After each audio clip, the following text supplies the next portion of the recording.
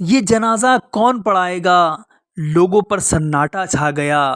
جب حضرت خواجہ قطب الدین بختیار کاکی علیہ رحمہ کی وفات ہوئی تو کہرام مچ گیا۔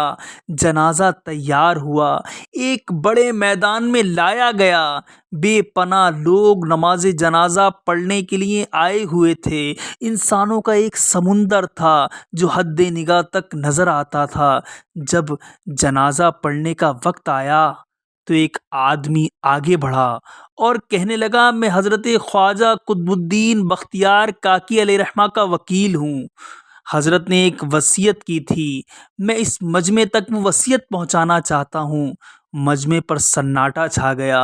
وکیل نے پکار کر کہا، حضرت خواجہ قطب الدین بختیار کاکی علیہ رحمہ نے یہ وصیت کی کہ میرا جنازہ وہ شخص پڑھائے جس کے اندر 4 خوبیاں ہوں۔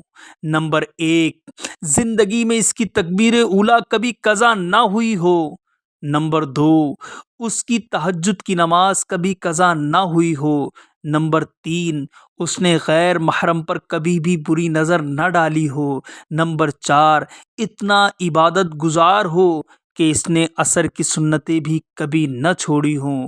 جس شخص میں یہ 4 خوبیاں ہوں وہ میرا جنازہ پڑھائے۔ جب یہ بات سنائی گئی تو مجمع پر ایسا سناٹا چھا گیا کہ جیسے مجمع کو سانپ سونگھ گیا ہو۔ کافی دیر گزر گئی، کوئی نہ آگے بڑھا۔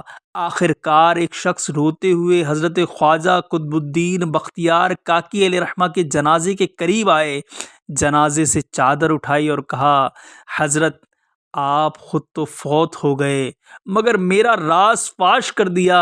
اس کے بعد بھرے مجمع کے سامنے اللہ تعالیٰ کو حاضر و ناظر جان کر قسم اٹھائی کہ میرے اندر یہ 4 خوبیاں موجود ہیں۔ یہ شخص کون تھا؟ یہ شخص وقت کا بادشاہ شمس الدین التمش تھے۔